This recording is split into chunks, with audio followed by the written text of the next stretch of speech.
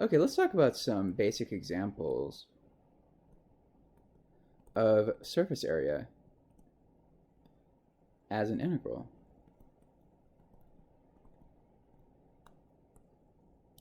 So actually the first, I lied. So the first example I won't actually do an integral. But let's just talk about planes for a second. So for example, if we have x plus y plus z equals 1, that's a plane, then one question might be find the area in the first quadrant.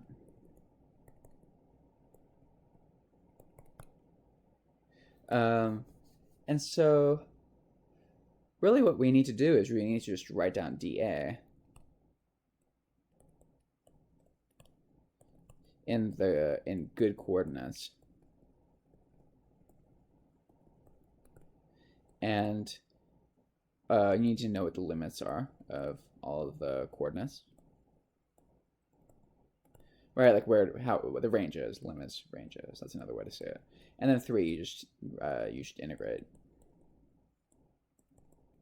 And the newest step, I think, will just be writing dA down. I think that's the thing that needs the most practice. So for the plane, we need to find, I think the first sub-step is to find RUV. So actually what's perfectly legitimate is just using a graph representation. So using a graphical. I think this is the easiest. Is easiest for planes. And like remember, if you have a one-dimensional object like a curve, what I mean by graph is just x, y of x. And this will be our r as a function of x. So that's a perfectly legitimate parameterization. It's just that y of x can be kind of ugly. But for planes, it's perfectly fun. So what do I mean? I mean solve for z.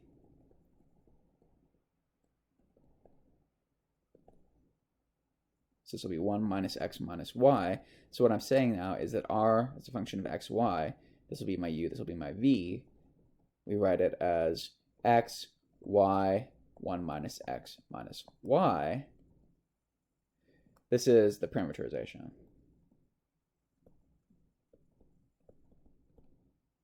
So now that we have r, we just need to compute the partial derivatives because that gives us our area element. So the second step would be to find dA, which we know is RU cross RV du dV. And I'm changing u and v to x and y because these are my choices of coordinates. So let's just do that really quickly. If we do Rx, that'll just be 1, 0, negative 1. If we do Ry, we'll just get 0, 1, negative 1. So now the cross product, you'll just be doing the usual calculation where you set up that determinant and then you expand.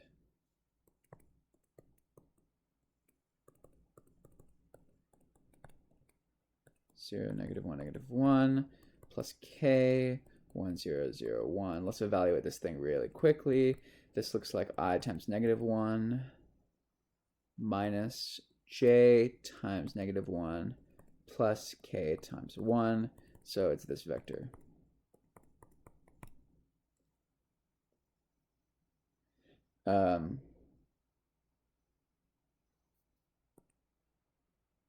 If I didn't make a mistake, it actually, if any of these has a sign change, it doesn't matter because we're taking the length. So it'll be 1 squared plus 1 squared plus 1 squared. This is why I said the sign doesn't matter for this. So this is 3, so that means our dA is the square root of 3 times dx dy. So that's the first step that we did. So now we just need the limits.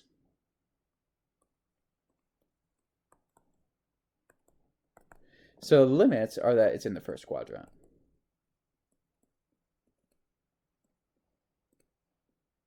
Oh, I should say, first octant. So in other words, z is greater than 0. So for z greater than 0, if we use our solved expression, that just tells us that 1 minus x minus y is greater than or equal to 0. So in other words, if we solve, then this should be y is less than 1 minus x.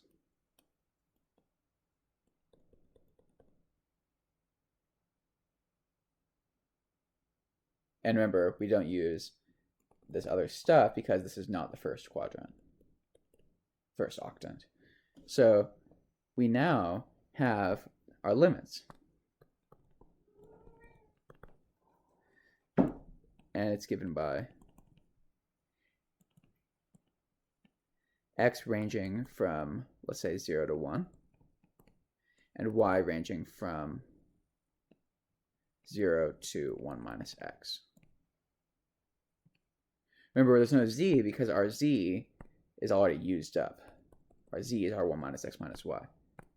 And if you look at that dA, notice there's no z, it's just x and a y. So that tells you what limits to calculate. So now our integral, a, will just be the integral of dA, which we know as square root of 3 dx dy, and you'll have the limits here. So for the x, we will go from 0 to 1. The y will go from 0 to 1 minus x. That corresponds to the up arrow on the inside. And then we will use square root of 3 dx dy. And this is a pretty easy integral to evaluate. That's all there is to it. As for the next example, let's talk about a cylinder. And let's show that the surface area of a cylinder with height h and radius r, let's show that is 2 pi rh. That's the usual formula, circumference times the height of a circle. So to do this, we'll be using the equation x squared plus y squared equals r squared of a cylinder. And in fact, just so we emphasize that r is a constant, I'm going to use an a for r. So we'll show it's 2 pi ah. And z, remember, z is free. It takes any value from, let's say, 0 to h.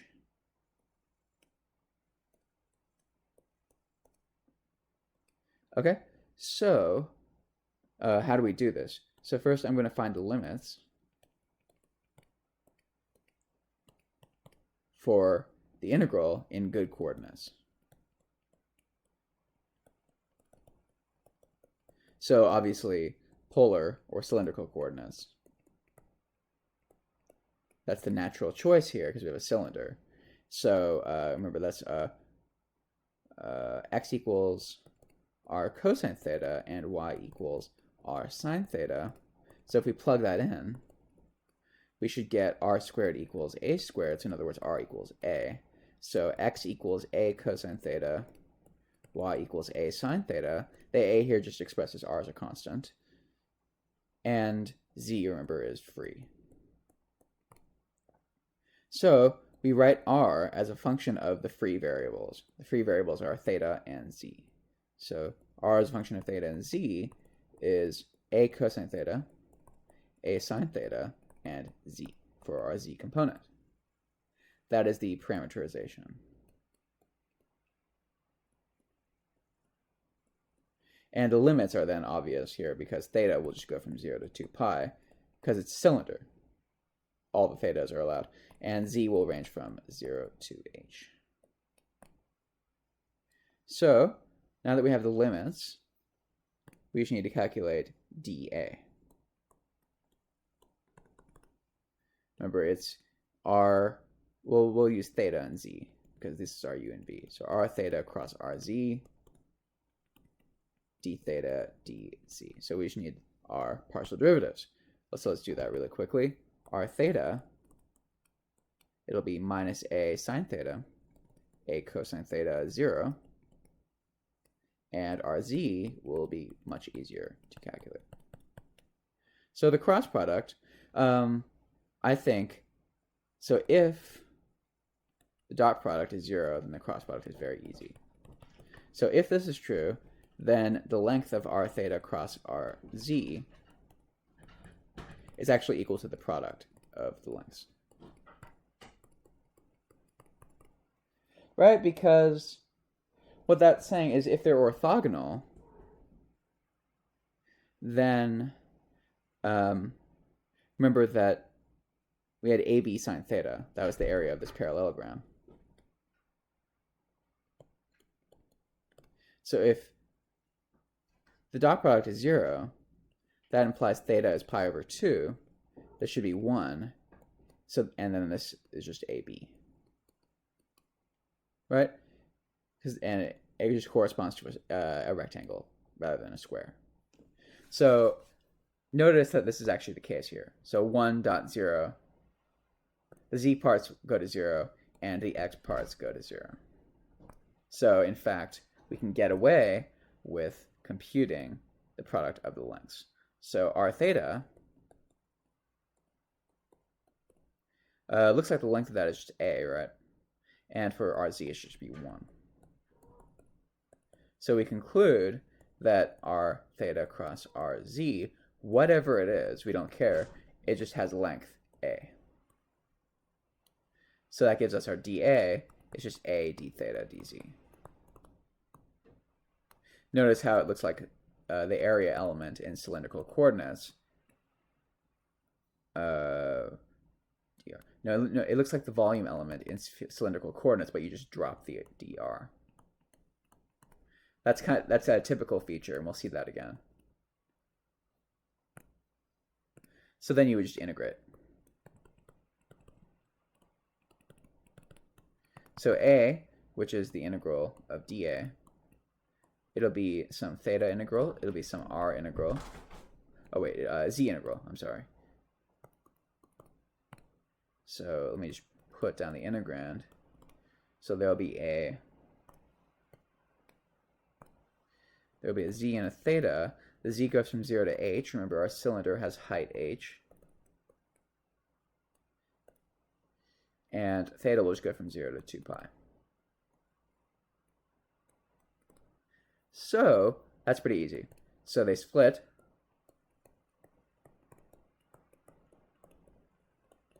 So it looks like h times 2 pi a, or 2 pi a times h. That's exactly what the area of a cylinder is.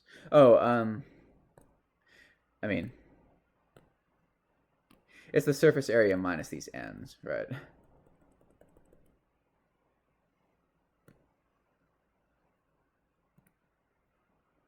Yeah. Really, you should add the pi a squareds on there if you want the total surface area. So let's just say it's a hollow cylinder. Hopefully nobody bites my head off for this. So the final example is, let's do a sphere. And we want to show, of course, what the surface area of a sphere is, which should be 4 pi a squared if it has radius a. So can we do this using our machinery? So the equation of a sphere is x squared plus y squared plus z squared equals a squared. So again, we're going to find the limits first. We'll find dA, and then we'll just do the integral.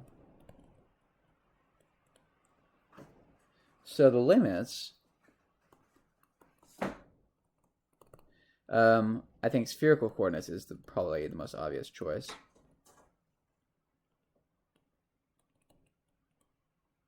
And I should emphasize that we'll use dA in the same coordinates. Don't go switching coordinates. That'll make things a lot harder. So spherical coordinates, of course, this just corresponds to rho equals a. It's a sphere. The radius is fixed. So we're free now to have theta and phi that we like. So in other words, in spherical coordinates, x, remember, xy is r cosine theta sine theta. And then if we refer back to our usual z diagram for spherical coordinates, the vertical part's z, horizontal part's r, and then this is rho, and phi, you remember, is the polar angle measured from the pole. So, of course, r is rho cosine phi. Oh, I'm sorry, sine phi. Z is cosine phi.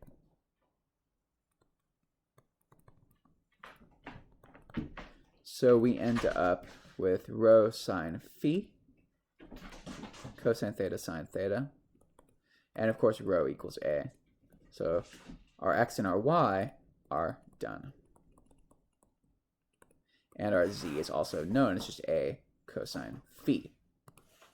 So therefore our r, we use the free variables for what it's a function of. It'll just look like a sine phi, cosine theta sine theta. And then we'll have our z, which is a cosine phi. This is our parameterization of the surface. So now we just need to find the dA. Oh, and by the limits are they're free, right? So they can be anything. So it's just their natural ranges. Theta will go from 0 to 2 pi. Remember, in the xy plane, theta measures this angle. And phi will go from 0 to pi over 2, because in the RZ plane, phi measures this angle from the pole. So let's calculate dA. To do dA, we just need r theta and r phi. Remember that r is a sine phi, cosine theta, sine theta. I'm being lazy and I'm suppressing the os and the it in. So if we take the partial derivative in theta, we should just get a s phi times minus sine theta cosine theta, and then we'll have 0 out here. And so then if we take the partial derivative in phi, we'll get an a cosine phi, cosine theta, sine theta. We don't differentiate those. And then we'll get a minus a sine phi. Okay, so again, let's use our trick. If the dot product is 0,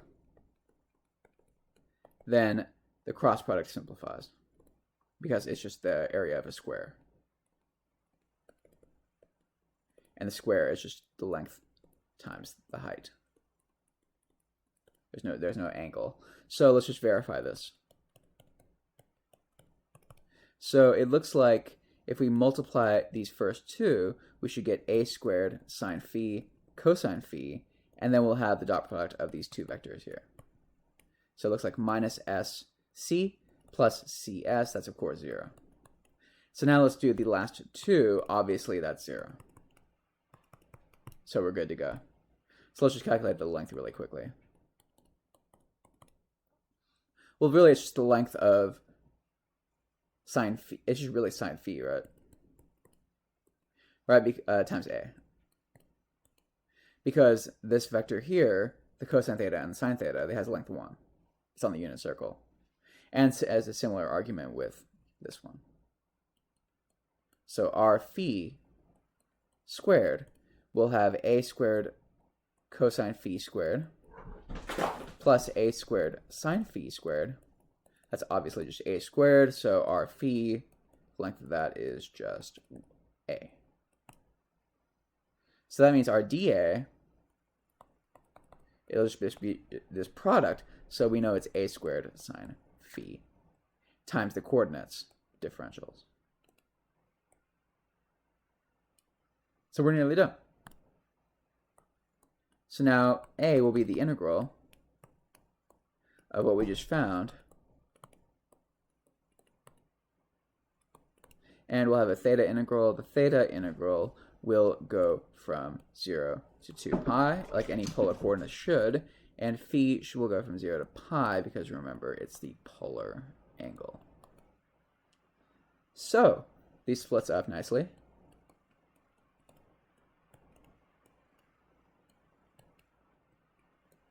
And we just need that sine theta integral to deal with. So this will just be negative cosine theta from 0 to pi. This will look like 2. And this will, of course, look like 2 pi a squared. So we end up with 4 pi a squared as we desired. So we found a very complicated way to find something very easy. But the point is, this works in a lot more situations. Thanks for watching.